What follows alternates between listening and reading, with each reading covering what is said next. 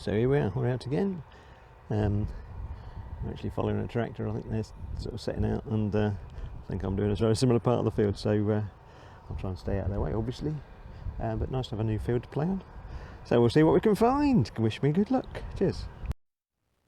So sadly this was the start of the issues with my new microphone. I think as it turned out I hadn't quite pushed it far enough in, but I didn't get this one live.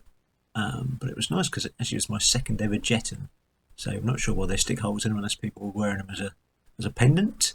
But they're all made by different people, quite often in Nuremberg and places like this. Probably 15th, 16th century, something like that. So it's a hammered copper. It's a great little find. And there it's a bit close and cleaned up as much as I'd like to. But yeah, happy to get my second ever Jetton. So it will be voiceover from now onwards, because I say the rest of it's pretty crackly. So bear with me, but we'll keep the finds going. I'll show you the next one. Oh, here's another one I didn't get live, but you can see the field I'm running on, all ready to be planted, or being planted while I was detecting actually. So that nice big hole, and out pops a lovely little buckle, probably one of the nicest buckles I've ever found. I have a book full of buckles, but no matter which one I find, never seems to be in my book. But there you go. But this was a cracker. So I'm not sure what sort of date it is, but always happy to find the interesting old things. So yeah, we'll carry on trying to find some more. So yeah, keep your eyes peeled. Catch you on the next one. So another really scratchy signal. Not sure what it was about this ground on this day. It was very dry, so it's probably why. But thankfully, a little hammered cut half came up, which was a pleasure. And it's a little Henry III, and Henry III was around 1216 to 1272. So yeah, it looks a bit grubby, but as soon as you see them little hammers pop up, it's always a pleasure. Always chuffed to bits to have at least one hammered on a day. So even a half one just means the detector's working well, because they ain't big. So if it's picking those up about 4 or 5 inches down, then you're not missing a great deal. So after I cleaned it up, there we go. You can just see his little face. Look, it's well battered, this one, but his little head and the crown just at the top of that one, which yeah, that's definitely seen some action, that is. But what a piece of history in your hand. And this is the reverse, and shows how the voided the cross. They used to cut it down the crosses to make a half p out of a penny, or even a quarter p out of a penny. So that's how they gave change. All good stuff. Catch you next. So obviously didn't know about the faulty microphone at the time, but I thought I'd do a live dig. So I got a nice signal here, and I was beeping around a minute. It was between 75 and 79, a nice straight line, but it sounded a bit bright at the time. So I was fearing trash, a bit of tin can or something, because there's a lot on these fields. And that's how close my farmer friend was to planting behind me as I was walking along. The rest of that field, he'd started at the top and I'd started next to him. So I was walking down, he was about 2 rows away from me. So I think they'd stopped at this point, probably to get some more seed. I've got a clue what they're growing. Small green things. So not really something I eat a lot of. But anyway, small green things. So back to that signal. Yeah, very bright. So let's have a look at it and see what we found. And here we go. It was in the clod.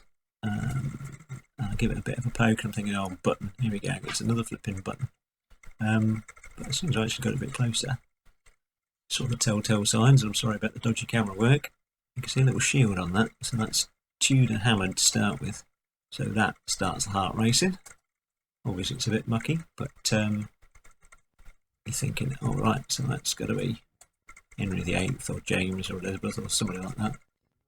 Again, it's tricky with these because most of the portraits get rubbed off over time.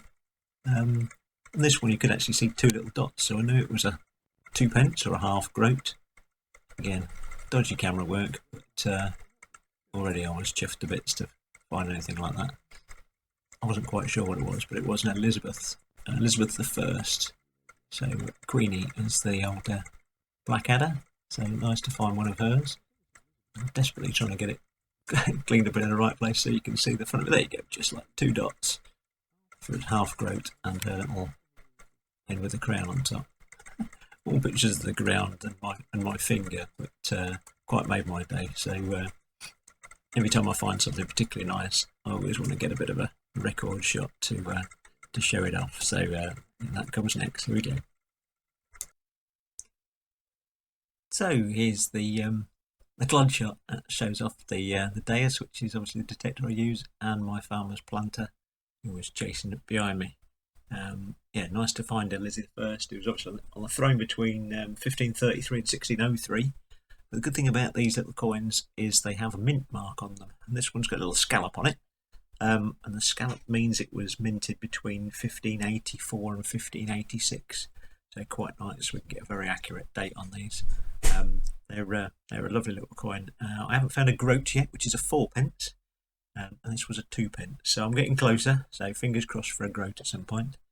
But that was the last good signal out of many. But I'll show you the rest on the roundup. Okay.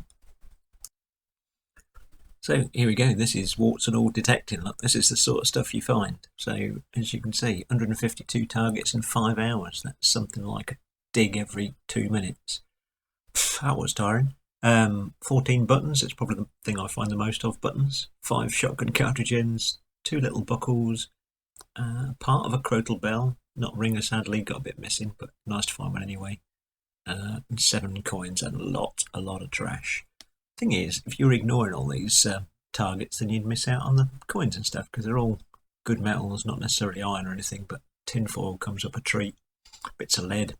They all make great signals, so you've got to dig them or you'll miss it. So that was a long old session on a new field to me, but thoroughly enjoyed it. I had to go home for a cup of tea and a lie down. But that's what the hobby's all about. But please do realise if you go out metal detecting, you've got to have a lot of patience. And you've got to dig up a lot of rubbish to find the nice things. So try it if you can, if you want to have a go. If you're close to me, I'll take you out. But just have a go when you can.